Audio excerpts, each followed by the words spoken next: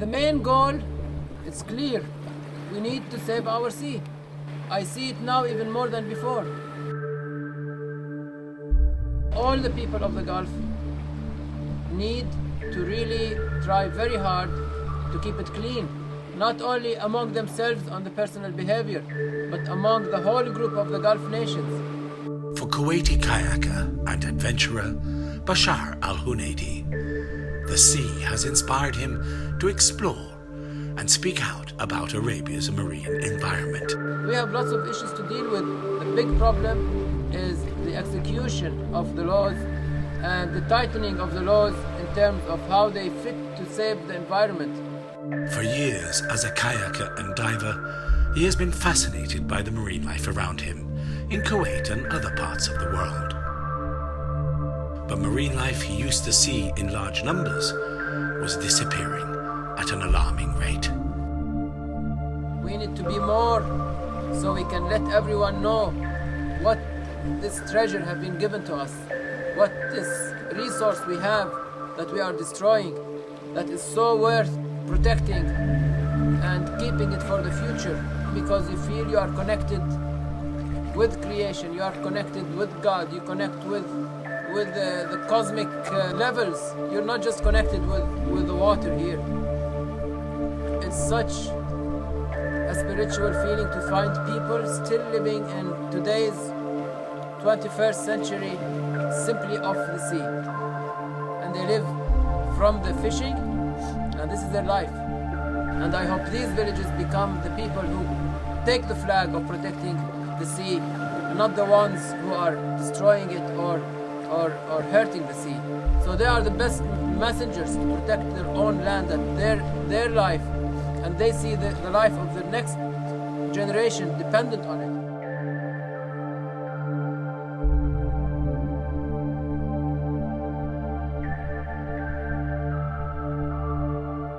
Troubled by what he was seeing after years of diving, along with the growing amount of news on social media about climate change and global warming, Bashar felt it was time to take a look at the state of Arabia's seas for himself.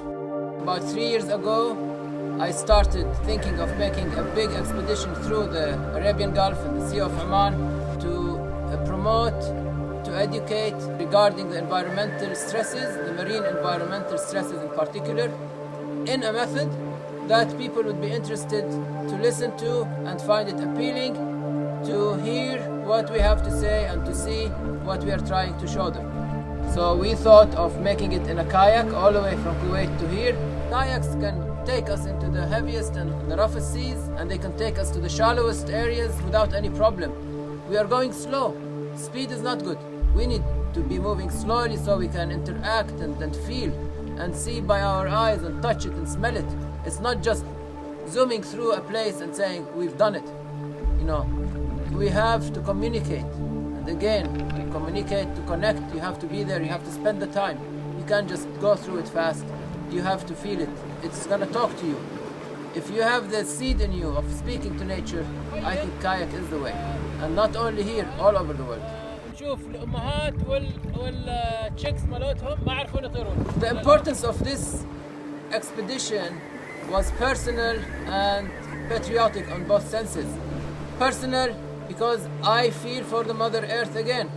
Personal because I want a secure food and water resources for my children and everybody's children. One of Bashar's main goals was to involve the environmental authorities from each Arabian Gulf country he visited during this expedition in order to learn about regional conservation efforts. Every country, every nation is doing its role of damage, and they're also trying to do their role of support and help. I thought I need to be clearly showing what is happening to this. These messages is what we're about. We're not here as scientists. I'm not a marine biologist. I'm an athlete and very dedicated to nature, athletics and sports and being there. And this relation with nature is what brings me to it. And this is this spirit, this philosophy, this is what I like to bring more people. It's a message. This is what I try to bring to this nature. I'm very proud to be an athlete, to be doing something for humanity. It's not just one person that I'm doing this. It's not just for me. I get a lot of reward, but the future reward is for everyone, for the whole Gulf. 50 million people in the Gulf. Half of them maybe on this side. They have to think about it. This is the story of K2O. Kuwait's Ministry of Interior and Kuwait's Environmental Protection Agency had endorsed Bashar's project and offered full local and international support, reaching out to all the GCC countries asking for support for the expedition. As an unprecedented kayaking attempt, the Kuwait to Oman expedition was going to break new grounds, not just in terms of physical endurance, but also in environmental awareness collaboration between regional states. Bashar's plan was to kayak across the Bubiyan Channel and through the tidal mudflats until reaching Warba Island to the north. This is normally a military restricted area, requiring special permission.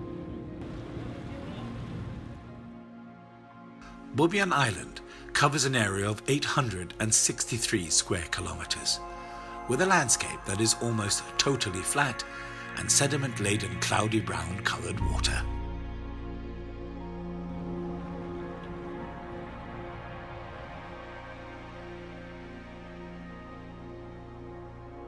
An important part of the Mesopotamian Delta. This ecosystem of vast flat muddy islands and river-like tidal channels in the northeast corner of the country is sandwiched between Kuwait's mainland, Iraq and Iran.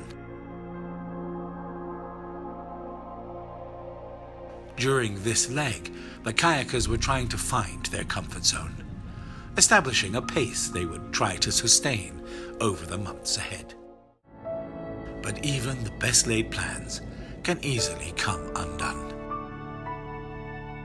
After already feeling exhausted from the last few days' tiring exertions, the team had become distracted whilst driving towards the Saudi border, veering off-road right at the Kuwait and Saudi border post. Arrangements had to be made for a replacement vehicle. And by the time they were able to reach Bahrain, the weather had closed in with a series of heavy storms that prevented them from doing any serious kayaking around the Bahraini archipelago. After waiting a few days, the sad decision to move on to Qatar was taken with reluctance and a heavy heart.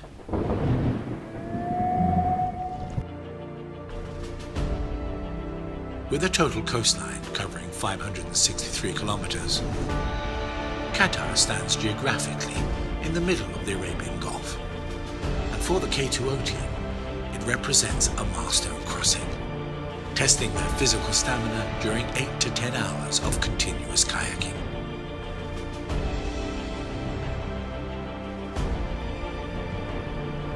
We went to Khor Al Adaid, from where we are today, which is Sea Line Beach, south of Qatar. We have taken our kayaks on top of the car, through the desert and the dunes, and reached there about 45 minutes drive through the dunes. Very, very interesting drive and very beautiful scenery. Khor Al Adaid is a large inland sea in southeastern Qatar, on the border with Saudi Arabia, and in the middle of Qatar's high dune desert, made famous as it once served as a refuge for pirates during the 19th century. We reached the center of the the Ministry of Environment and the municipality, and they took us around there. Recently, Qatar's Environment Authority has declared this a marine protected area. Impressive sand dunes gravitate down, reaching the water's edge, and the shallow water is home to rays and other benthic intertidal marine life. We took our kayaks and visited two rocky islands. It was very interesting to see that each island had a huge nest of an osprey, the sea eagle. And they both had eggs in them. One had 3 eggs, the other one had 2 eggs. And they are very protective, of course, of their eggs. We took quick pictures there and left them. And we continued kayaking through the area, which was really beautiful area. The following morning starts a big day. Bashar and Mansour are finally joined by their 3rd permanent kayak teammate. My name is Colin Wong. I've come from Ireland to join the Kayak for Kuwait expedition. I'm going to be joining from Doha to Oman, and I'm very excited. From here on, Colin will be with them all the way to the end. Up until now, the expedition has been relatively easygoing. But from here on, the going gets really tough. This is the point that is most critical, I think, to our trip. The forecast is expecting 20-24 knot winds from the northeast. The sea will be rough, so once we start, we have a serious commitment. We're going to cross lots of mileage. There is no coast to revert back to. Leaving Qatar for the UAE marks an historic moment. This is the first time the Immigration Department of Qatar has ever issued an exit stamp by sea with a kayak. By early morning, the Ekaterina joins them as they plan to make the big push into UAE waters. But again, changing weather threatened to delay them on the islands. Okay, we just got a reply from Dr. Ibrahim. He says the UAE Coast Guard are saying it's too rough with big waves for them. And the approach to Hamad is not good. He's waiting to know what Bashar plans to do next so he can inform the Coast Guard. After discussing it between themselves, Bashar has decided to press on, even if conditions were far from ideal. From here on, a Qatari Coast Guard launch would accompany the team until handed over to the UAE Coast Guard officials at Mohammed Island in the western region.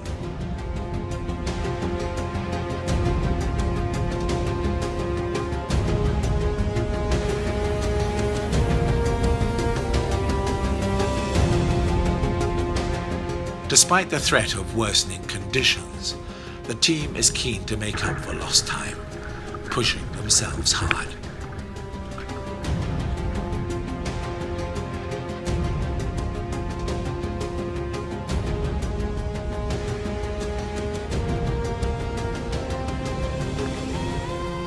Whilst the kayakers struggled against the choppy sea, the Ekaterina moved ahead to make its way to reach western Abu Dhabi waters before nightfall, and in order to go through immigration.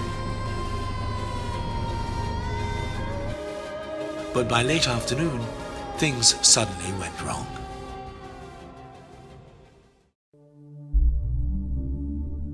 Disastrously, the Ekaterina had run aground on a reef. Within moments, it was clear the boat was in trouble, twisting horribly on her side and taking water in from open windows and a hole in the hull.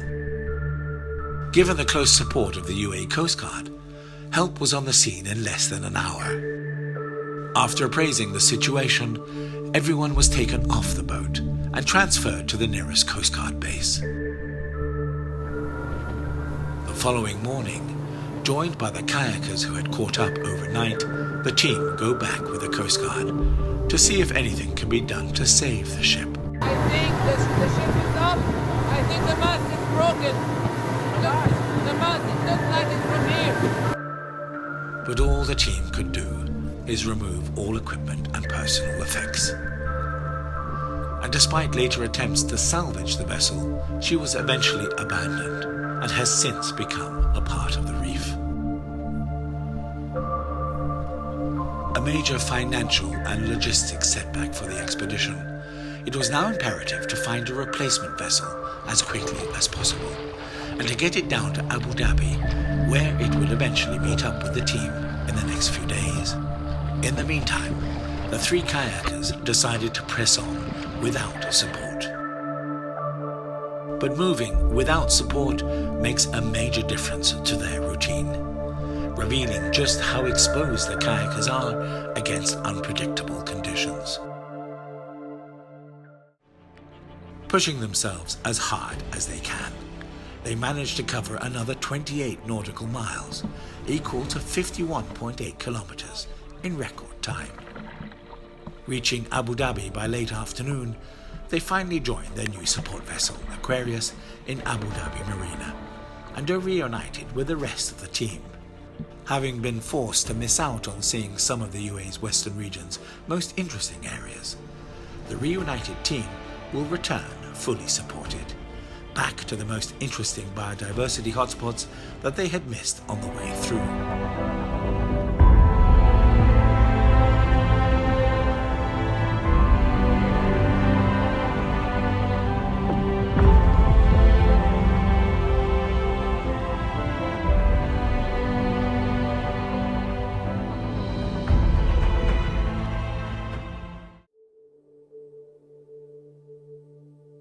As the team approached the eastern boundary of the Marawa Marine Biosphere Reserve, they reach Jasirat al-Rafia, a tiny island with dense mangroves that reveals one of the Arabian Gulf's true avian treasures. Wow, it looks like there's loads of cormorants on that island. Oh man, I'm starting to see them now.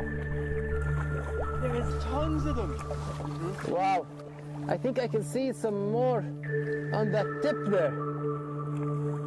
They must be just about learning how to fly. Yeah, because remember we saw them in Qatar, and they were still chicks unable to fly, and the color of their feathers were different.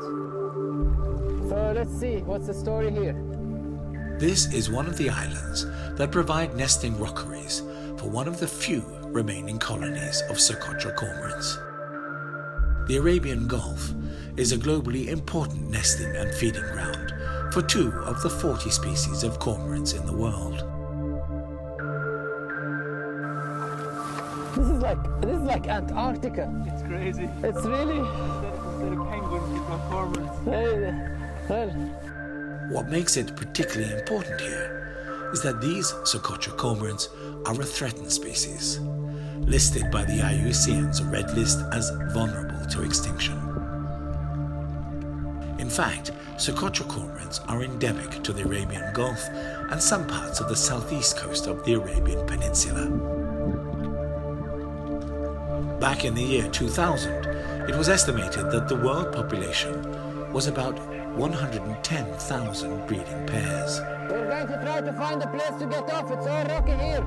Since then, populations have been at a decline, threatened by the fast pace of coastal development and in some parts of the region, exacerbated by oil spills and loss of fish stocks due to overfishing.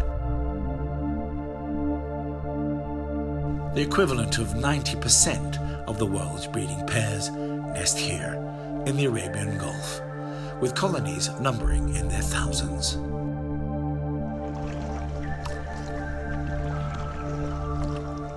There is a beach. Wow. أروح أصور نسخ هذا البلاستيك. Here in the UAE, more than 12,000 breeding pairs have been recorded on 6 small islands in the Emirates, making these nesting sites of truly global importance. What we see here is the mothers, the eggs, the chicks, the toddlers if you want to call them, and the whole structure. It's really amazing what we are watching here. They are very intelligent. They have been used in the Far East. They use cormorants as hunting pals. So they use cormorants to go and fish for them and bring the fish for them. The intense heat causes the birds to use an important adaptation called gular fluttering. By opening their mouths and fluttering their neck muscles, they're able to dissipate heat by increasing the rate of blood flow to the beak and throat area, increasing the evaporation of water in an avian form of sweating. The northern population nest mostly during the winter months. It's amazing, huh? Oh, it's unbelievable what's going on. Really. Look. So it's 1, 2, 3, 4. Most of them have 3 eggs. Why is there? On average, 3 to 5 eggs are laid. but not all survive. Hatching occurs about 1 month after the eggs are laid, and the chicks will then remain in the nest for a further 2 months.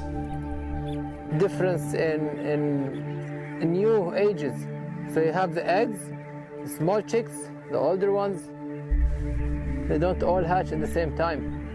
When they first hatch, they remain sightless for days before slowly opening their eyes. Despite being blind, their competitive instincts start early as they form into a pecking order, vying for food from their parents.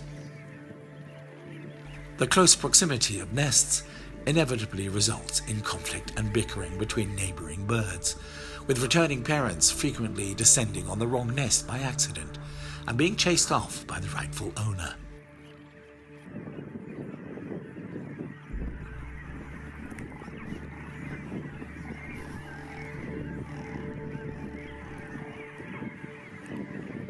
Chicks are fed by partial regurgitation after aggressively demanding food from their parents.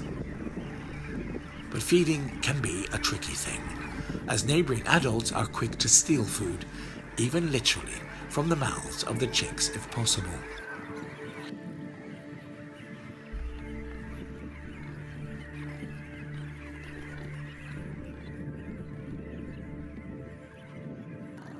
Time to fledgling is still unknown for sure, but probably somewhere around 2 months. After a short period, the chicks develop a fine patchy down that eventually covers the whole body and slowly matures into feathers. At some stage of growth, parents leave their chicks in creches while they head out to forage, where they're guarded by a few adult birds from possible predation by large gulls. During the juvenile stages, their plumage remains light, ranging from whites to greys. The full black adult plumage is only thought to be attained by the 3rd year, and the age where first breeding occurs is still unknown.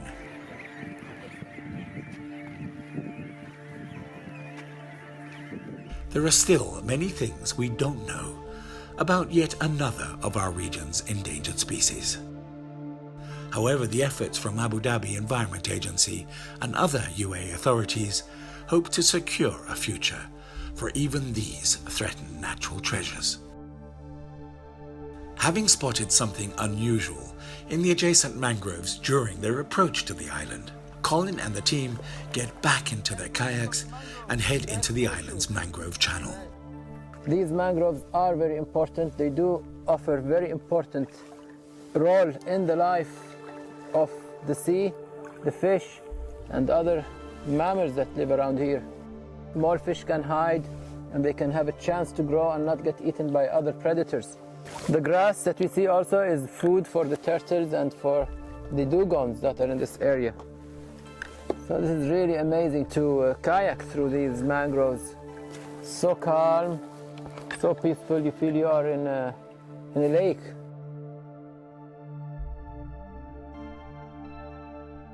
The body of what appears to be a Bruder's whale lies decomposing after washing up in the tree line. Man, I think I see something, guys. Let's just go around here. Oh my God, oh my God. Do you see that? You see it? Oh my God. What is this? Wow. That is so sad. I don't know how or why these whales get here and how they die. That I wonder, when such big animals die, they are far away, how much is their death investigated and how much is their death being related to why and what happened to them?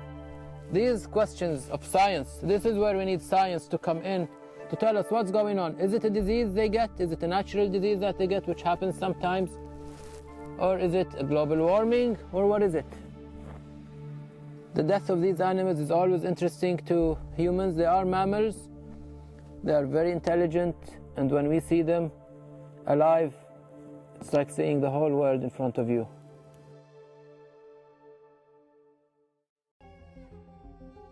The following morning was not an ideal start. We are today ready to go to Abutina Island and Abutina protected area. We have been waiting for this day. This is a very important area, a very nice area, and very rich of biodiversity. The fog is holding us today. If it's not one thing, it's another. We want this gap to get bigger so the fog lifts and we can go to Abutina Island. And as you see, the humidity is 98% humidity now. This is part of life, this is part of nature. It has its way and we're dealing with it. 100% humidity. That's it. Oh, here is our boat. Assalamu alaikum. إن شاء الله ابتدى ينقشع الضباب. لا إن شاء الله. We can see it there. If you look at the sun, you can see the sun now, and it's starting to move up. The expedition has been granted special permission to be taken to Abutina Island by the Abu Dhabi Environment Agency, who strictly monitor and manage the reserve's marine and terrestrial ecology and wildlife. Finally, we are on our way to Abutina Island. It is still foggy, but not so bad. We can see, so we go slowly until the fog clears up more, so we can go faster. It could take us up to 3 hours to get there, so we hope to get our dive. To reach Abutina, the team traveled deep within the Marawa Reserve's 4,250 square kilometers of protected area. This is the region's first and largest UNESCO-designated marine biosphere reserve, recognized since 2001.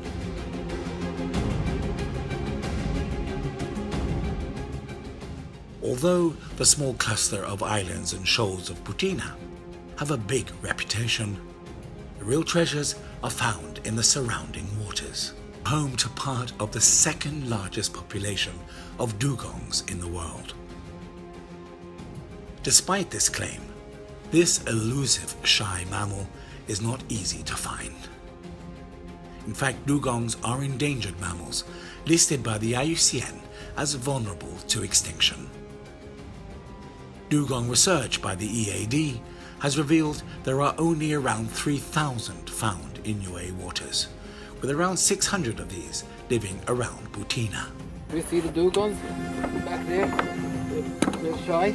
We're trying to get the dugongs as quietly as possible now, and we have to be quiet. The dugong is an open sea dwelling mammal, also known as a sea cow, often forming large herds feeding on seagrass. As unlikely as it might seem, this mammal is thought to be the origin of the myth about mermaids, hence its scientific order name, Sirenia, from the Greek word sirens. For the Arabs, the dugong is also known as Arus al-Bahar, bride of the sea. For the most part, this gentle and timid animal tries to keep itself secreted away, living in a world of sound. Its highly sensitive hearing enables it to hear sound from far away, and this is its only real defense. As a result, the dugongs are rarely seen by people, as they quickly disappear underwater with the slightest disturbance. Although they may live for 50 years or more, females give birth only a few times in their life, making this a slow breeder, which in turn makes it more vulnerable. For centuries, dugong numbers have decreased after hunting for meat, skin, and oil. More recently, threats from human development have impacted their habitats directly. For a population to remain stable, 90% of adults must survive at least 1 year.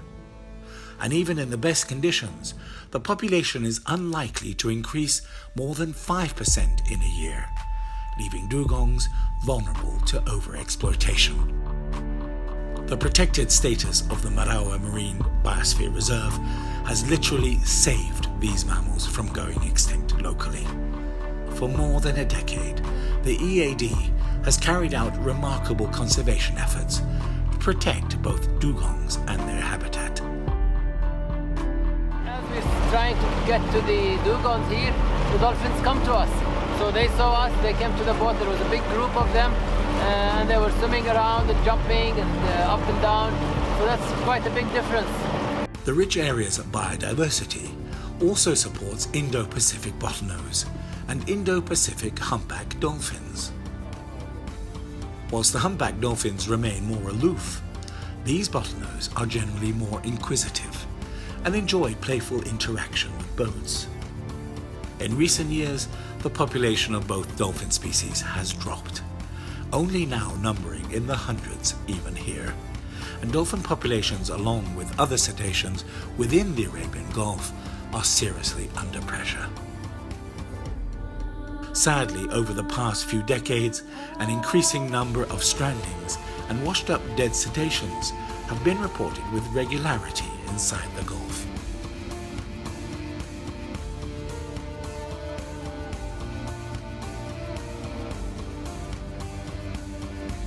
Whilst the main wealth of this biodiversity is associated with the sea, this distinctive example of natural habitat with its shallow waters and tall mangroves support an important spectrum of mangrove and associated wildlife, including seabirds, waders and ospreys.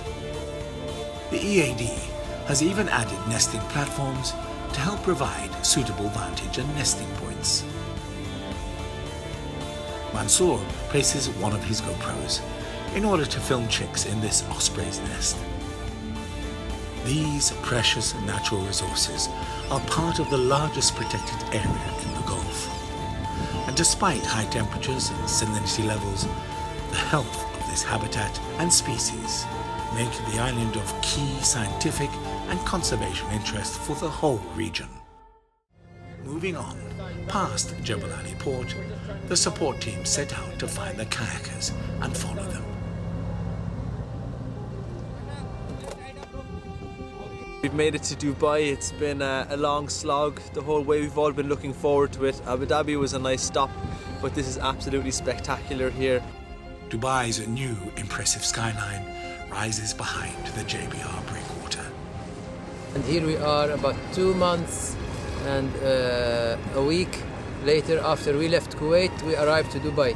To come here and look at these buildings had really a special impact on me.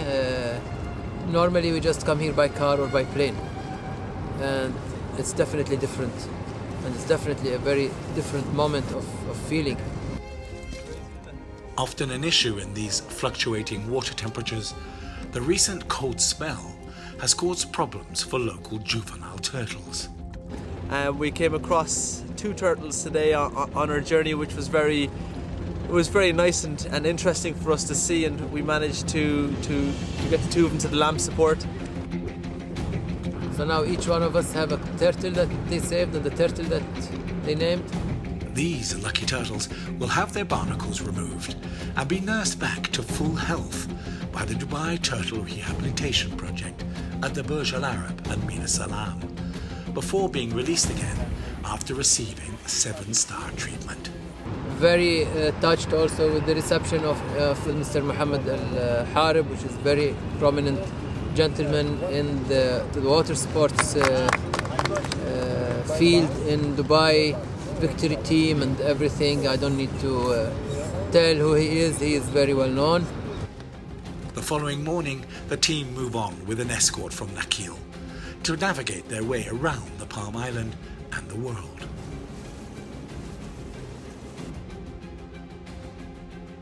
Passing in front of the still highly impressive Burj Al Arab, a 7-star hotel designed in the shape of a sail, they approach the entrance to the new Dubai Canal, recently opened to connect Jumeirah coastline with the old Dubai Creek.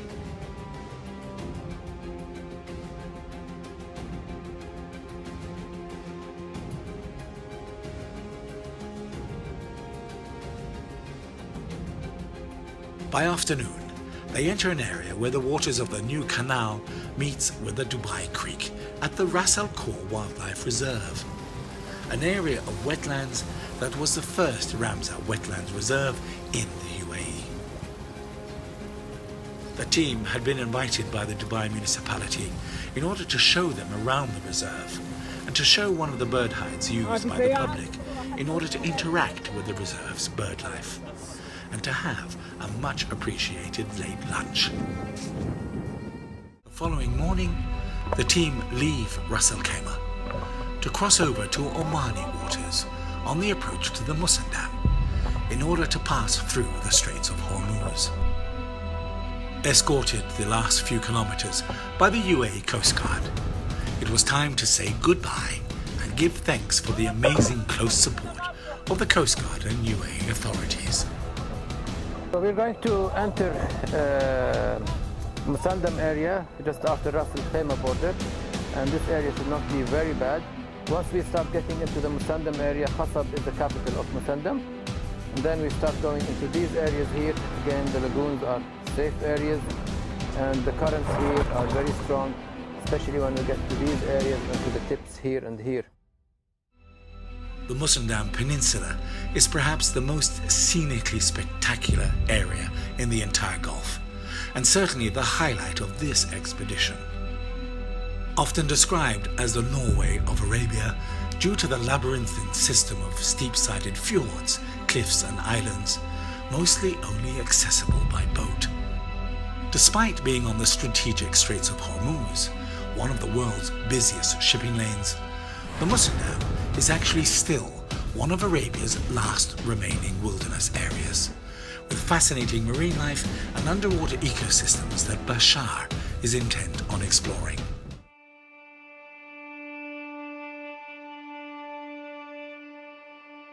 The following morning, they enter Khor al-Shams, the longest and most dramatic khor of all the Musandam.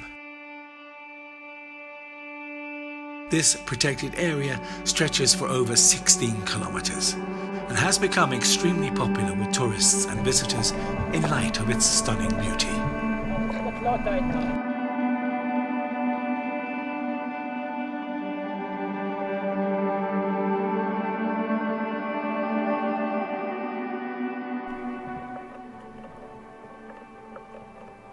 Conditions were perfect, and the silence was deafening. The kayaks moved gracefully, as if afraid to break the spellbinding, peaceful quiet and tranquility around them.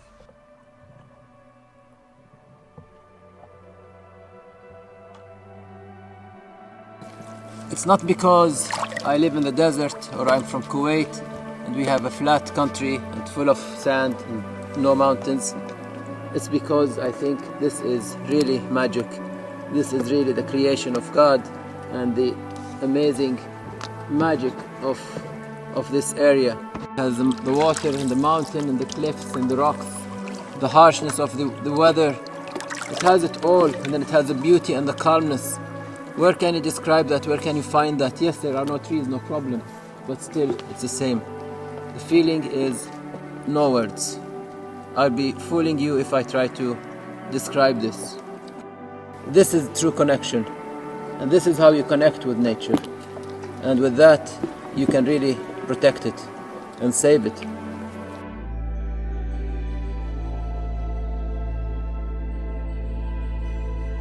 Khor al-Shams is especially protected in light of the presence of resident humpback dolphins and other cetaceans.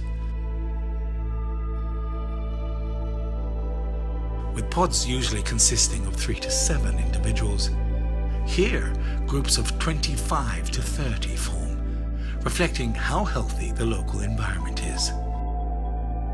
Although generally shy, they sometimes bow ride in front of boats, but are seen mostly from afar as they surface for air. For the guys, being in their kayaks enable them to get close. These dolphins live in warm, shallow waters, rarely deeper than 25 meters, preferring to stay near the shores, closer to the crayfish, crustaceans and benthic marine life that forms their diet.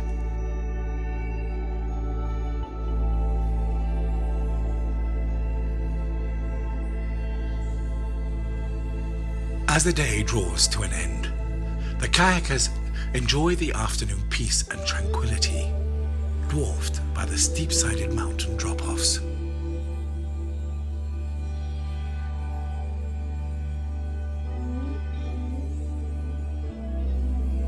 The next few days promises to be full of challenging conditions after moving around the bend in order to reach the old remote fishing village of Kumzar.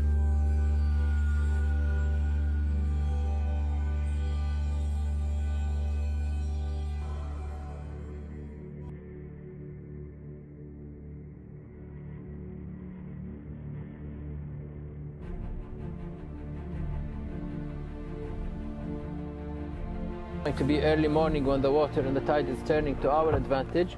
We're just ready for it to take it, to push us out.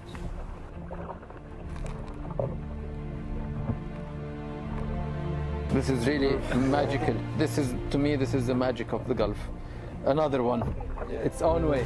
So far we have seen many very beautiful areas and each one has its own magic. But this one is quite large and quite extreme. There's lots of fish there also. Currents here can be formidable and treacherous, reaching up to 6 knots and form fast-moving eddies. 3 knots. So we're standing still almost there. Yeah. But if it's 3 knots here, like I told you, it's about 5 knots in these areas.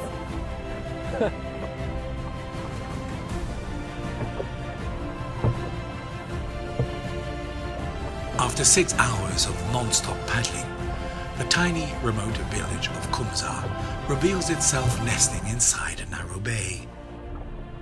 Kumzar has survived here far from roads and access other than by sea, for over 600 years at least.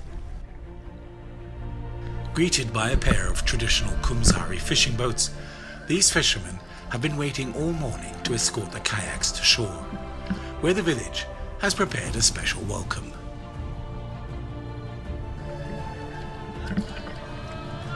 The people of this village, steeped in their own proud seafaring traditions, are keen to show how much they appreciate Bashar's mission.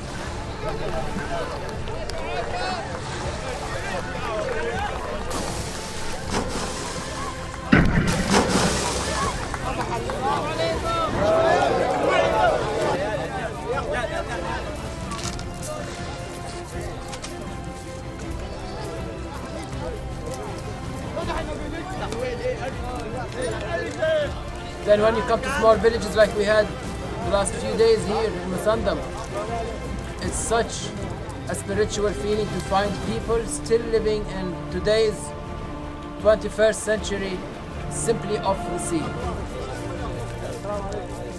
The only way to get to their village is the boat, and they live from the fishing, and this is their life. I really respect that. I hope it is helped to continue as it is, to remain as a pure nature-supported village, and I hope these villages become the people who take the flag of protecting the sea, not the ones who are destroying it or hurting the sea.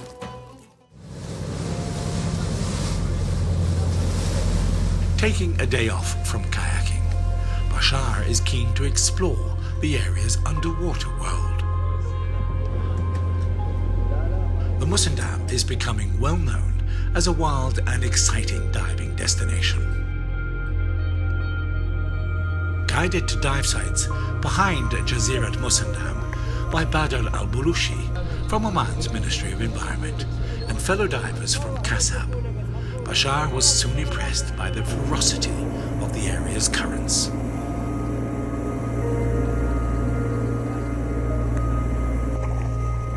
As we have seen, the sea was really rough there, very strong current, and as we got out to the side of the corner, it was even bigger. Then we got into the other cove where we were supposed to dive, and we went down, supposed to go on one side, hoping that the current would be calmer. It wasn't, so we went down with the current to do like a drift dive.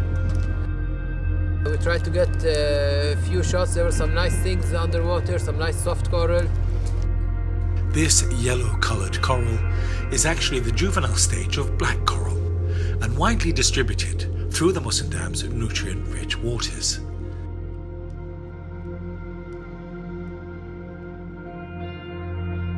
At depth, conditions become a striking green color, thanks to the high density of algae and nutrients in the water.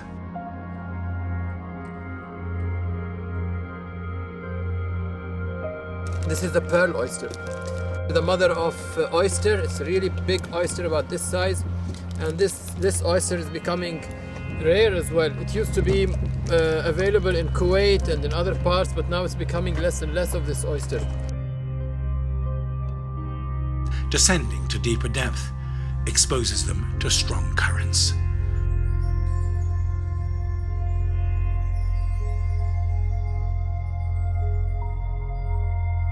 At one point we went down about 25-26 meters, and then we felt the current. The current immediately became stronger, and then my tank pressure was at half, so we said, okay, let's go up. The minute we reached up, we find ourselves in the middle between our rock, our Musandam Island, and the other island on the far side, and in between is really powerful current. Started swimming towards the island. It was very hard, especially for me with the big camera with me. Anyway, we kept swimming, and then the current changed direction and started helping us towards the rock, fortunately. It's been in such a situation where I drift so far out and there is no boat next to me, and it could have been a dangerous situation. Thank God, fortunately we are here, and it was good. So we still hope to see the big fish, and we're gonna keep looking for them. We may need more time. At the end, this is not an aquarium. The fish are not sitting and waiting for tourists to come and see them. So we have to come here and try and try and try. Today we have to cross a very tough current area here called Fak al-Asad, like the jaw of the lion, or al-Bab, which means the gate. It's a very narrow channel between the very strong current anyway coming in. We have to cross this channel, and if we cross this, we're committing. Even the ship here, the support ship, or even the dinghy may not be able to come for our help in case weather turns against us. The currents and the tides and the waves could become really fierce there, very strong. This is the bab. This is what we call the bab here, the entrance, the doorway. So if you're going to be here at 12 on high tide, that should be the highest waves. That's what we estimate, yeah? The highest waves should.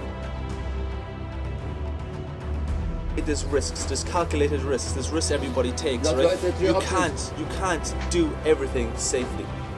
There has to be some sort of risk, right? Then you weigh up the safety on the risk. What can happen? What are we carrying? How long can we stay? Can we wait it out 24 hours? If we do get carried out, how do we get contact? We'll agree on the risk. You know he's not going to come and help us if we need help, okay? So we're all on our own. We go together. If anything happens, then it's the rule stick. Self, team, gear, equipment. Being careful is a wise move in highly variable conditions such as these. Despite high levels of preparation, conditions were looking good. Although a strong current was working against them, the team made better headway than expected, determined to cross the bay, leading from the lion's mouth before conditions changed again. Rounding the corner, the sun came out, and they followed the contour of the cliff face. Despite the natural beauty, floating rubbish gets trapped in nooks and crannies carried by the currents. Congratulations for the human race. Billions of years of creation. Now, in a couple of decades, our garbage is not enough. We're filling the earth and the seas with garbage. We don't know what to do with it. Killing everything with it. It's even more than the fish. That's how smart humans are. What a race. The animals are better. This jagged coastline is simply stunning, and the presence of wildlife is all around them. Ospreys soar across the seascape, and nest in high vantage points where they can spot fish miles away. Here the osprey nest you can see, and you can hear the babies there, the chicks. It's probably feeding them. We have seen 2 eggs in most of osprey nests. We haven't seen 3 yet, so it may have 1 or 2. They are different in size at different places. You see them in Bahrain, in Qatar, and in the UAE, and now here in Oman. Here conditions are so good, this nest has 3 chicks. Interestingly, it seems a 4th egg was laid, but unable to hatch, it was simply cast aside. Is, I would say, the most natural and the most beautiful natural location that I have seen for the osprey so far. It's outlooking his bay. This is his kingdom. The fish are here. He can get what he wants. Definitely a beautiful view from up there, and the ospreys have the best view ever. They see their food, they see any fish that bounces, and they can go straight to it.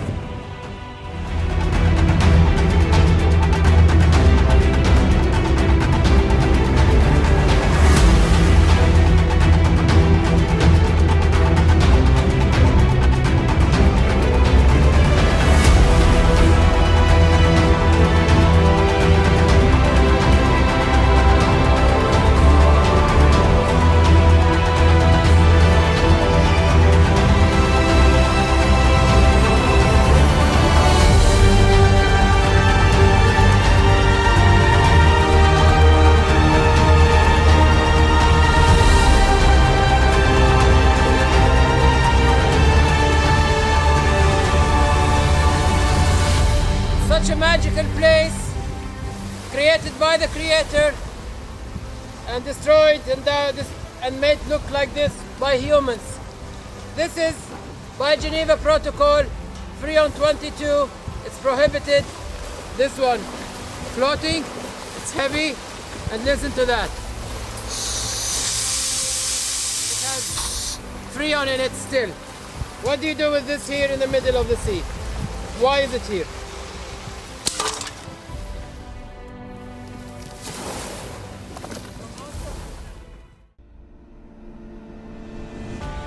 These rocks are absolutely magnificent. You look at them from outside, they're unbelievable, no description.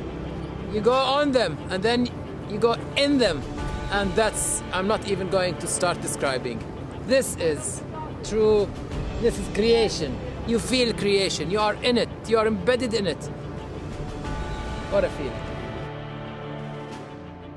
I'm so happy it is still natural here and it is not touched by development. I hope it stays like that. This has to be a UNESCO protected heritage area like Socotra in Yemen or these big places. So when we say what's in Musandam, everything is in Musandam. We kayak, of course. You can go hiking. You have climbing. You can go and jump off the cliff. What else do you want? There's no limit. You can go and explore yourself, explore old villages, discover some old graves. You will find artifacts. I've seen ceramics and pottery.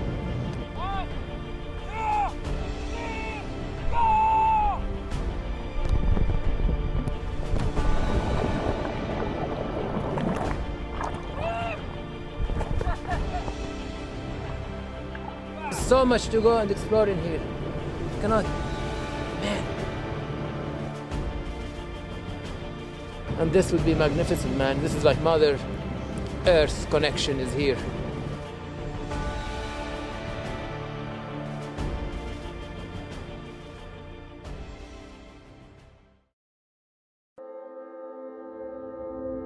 The next day, Bashar is keen for another dive.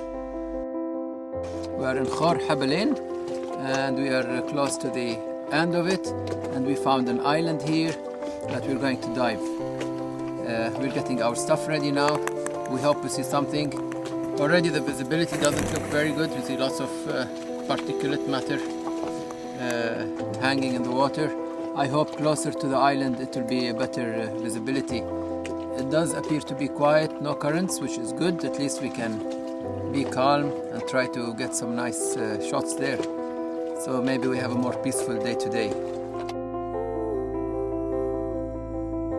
The sheltered waters inside this core have enabled corals to thrive in the nutrient-rich waters. Vast expanses of Acropora, or tabletop coral, and Poraites have been doing well here, unlike elsewhere in the Gulf that has seen so much bleaching over recent years.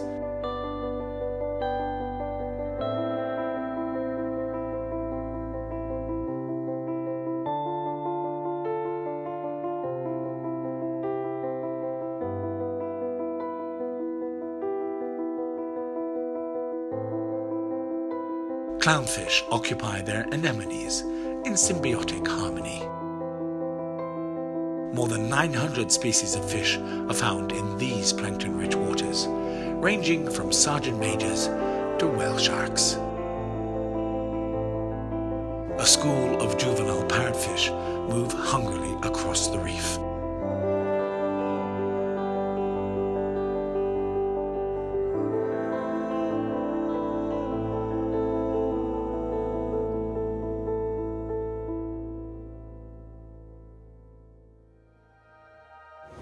This area here is very interesting. If we go to it, we can climb up the mountain, and then you can see the Arabian Gulf from one side and the Gulf of Oman from the other side. It is quite extreme, you know. It's really nice. The color is different also.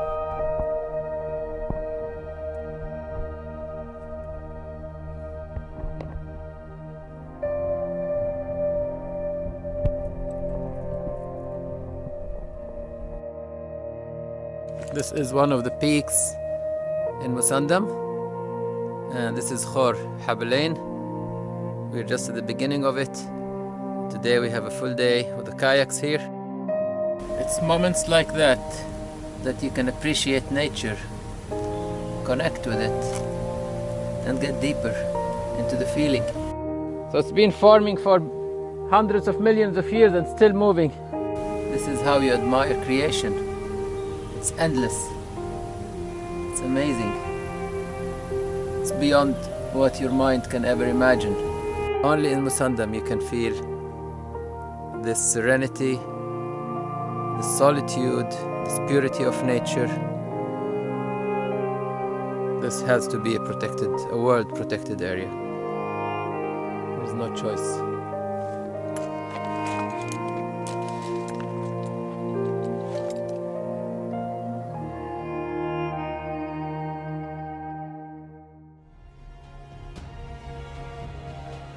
A few hours later, the team is back on the water, heading south, determined to reach the village of Lima before the weather turns against them.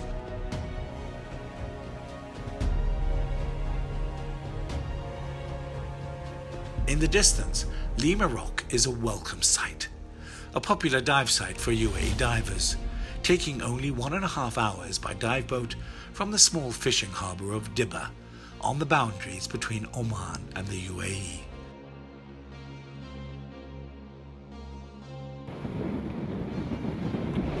But, as forecast, the weather changed really suddenly, and the kayaks had to make a mad dash to the safety of the support vessel. Or so they thought. We came to the port here, Lima port, and then we could not stay here. We had to leave in the rough sea. Having been refused a berth at Lima Harbour meant that the support vessel would have to chance it and ride out the high winds all the way to Dibba.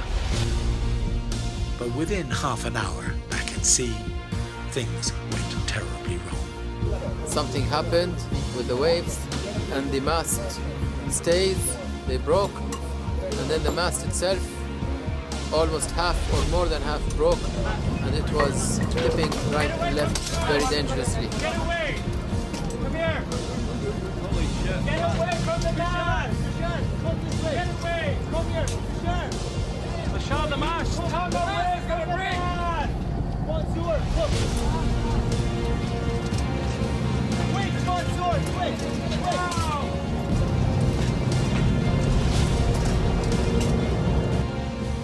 it was tipping right and left very dangerously. So we returned immediately on emergency and we came in the port, and now we're trying to fix. That could have snapped any time at sea, and that would have been a really big disaster. Thankfully, this time, the harbour master allowed them to dock alongside the ferry, and the skipper started to arrange repairs from a local workshop, at least to help them to secure the mast well enough to get the boat to Dibba and Fujairah. Another disaster at sea. So this is second ship. I don't know how we should feel. We feel really bad. What is the reason these things happening? I have no idea.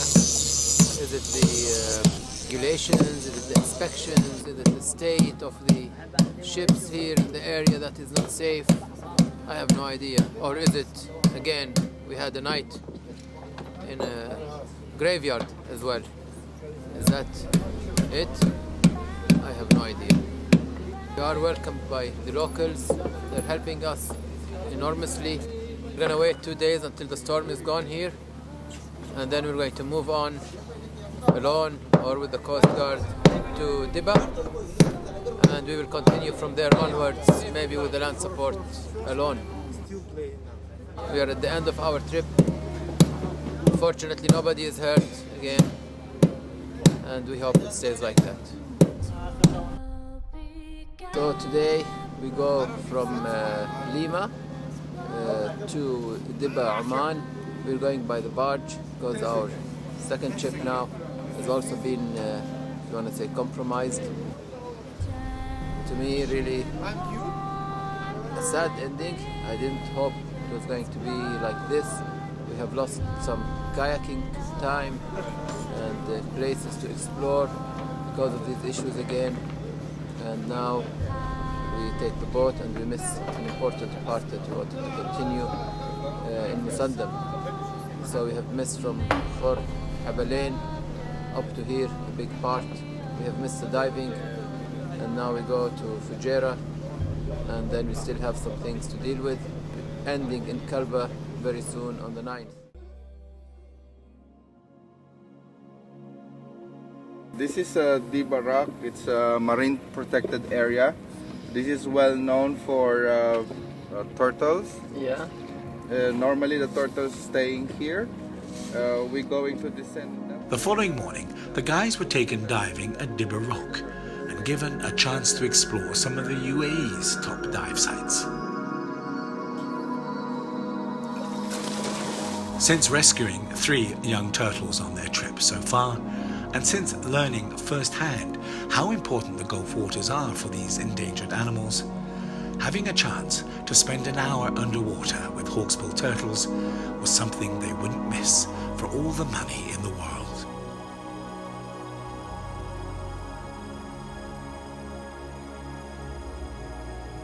But Bashar was still hoping to see some big animals, in particular sharks.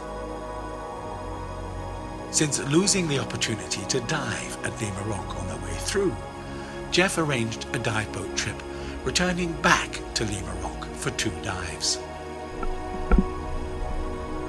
Lima Rock is a popular dive site for divers in the UAE, and it's not hard to see why.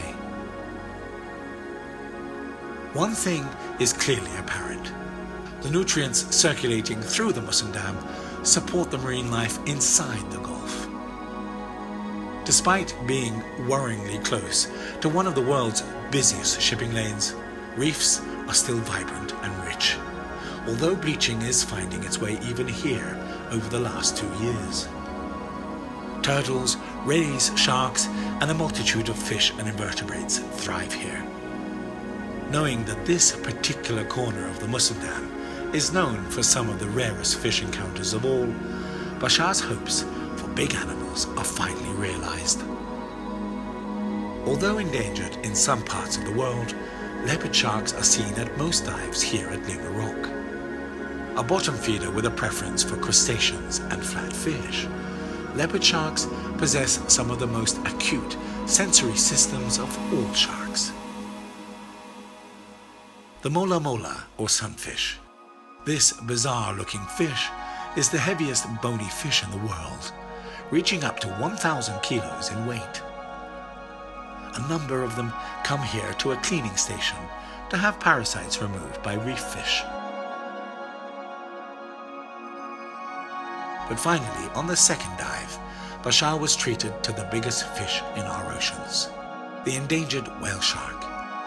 This gentle giant is in fact the largest of the sharks and the largest fish in the oceans. Ironically, being a plankton feeder, it consumes the tiniest planktonic organisms in the sea. Interestingly, most of the whale sharks seen in these waters are juveniles, indicating the vicinity of a breeding ground or nursery that scientists are determined to prove makes Arabia's whale sharks critical to the survival of the Indian Ocean and global populations. But for Bashar, filming this gentle giant up close is a fitting end to this expedition's dives.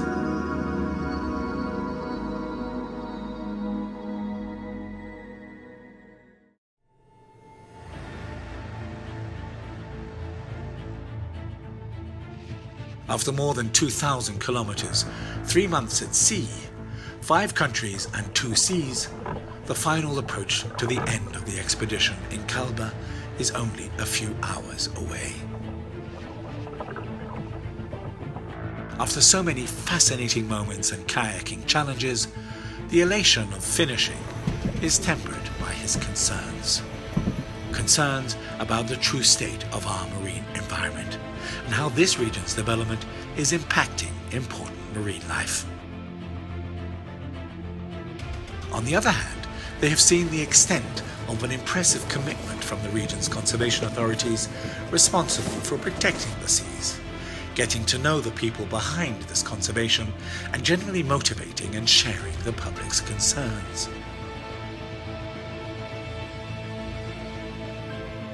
But the main concern remains the lack of support and education from within the general public, who continue to discard their rubbish, treating the sea as if it is a dumping ground. Plastics and other pollutants are changing the dynamics of the world's seas, and we must start to take responsibility for our own rubbish-generating consumer habits. That is the driving force behind this amazing effort and these 3 men in their kayaks. This is really connecting with nature. It's really connecting with the creation. It's really connecting with the, if you want to call it, with the cosmos, you know? With the first kayaking expedition ever of its kind in this region reaching the finish line to a warm welcome, amidst celebration and appreciation from many, it is clear to see that the seafaring traditions that are steeped in this region's heritage and culture are still very much alive. Generation after generations of these coastal Arabs have shared the love and appreciation of the many gifts of God within the bounty of the sea. In the towns and the villages, all we see is buildings and cement, and we see crowds and people rushing for work. They will never dream of seeing this, I think. If they come and see this, they are going to connect again.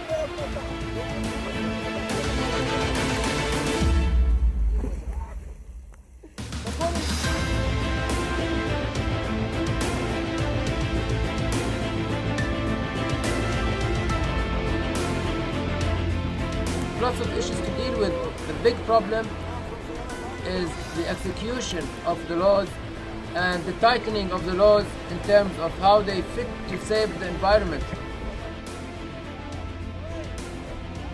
The cause that will continue is education, I would say, number 1, legislation, enforcement, and general awareness in all the public.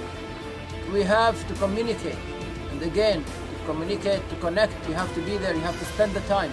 You can't just go through it fast, you have to feel it. It's gonna talk to you. If you have the seed in you of speaking to nature, I think kayak is the way.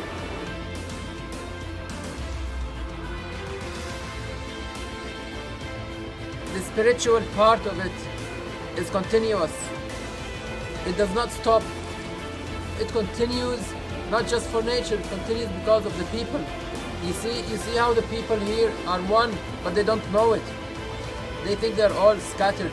There's nothing to bring them together anymore. And I'm feeling it. They are feeling it too. And that's why they are with us. They are not with us because they are officials. They are with us because they are the people of this area. Some of them, a lot of them know what is bad for the environment, for the sea, and others don't. We need to be more so we can let everyone know this treasure has been given to us. What this resource we have that we are destroying, that is so worth of protecting and keeping it for the future. Once the expedition draws to a finish line, this is the start of a bigger set of goals. Hopefully the first of a series of expeditions that circle and navigate the whole coastline of Arabia's peninsula.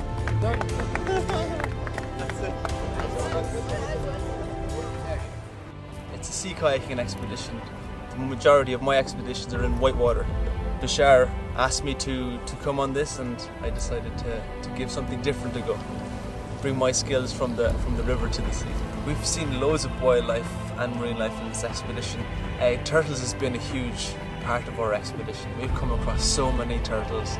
We've saved 3 between the 3 of us, which is amazing, you know.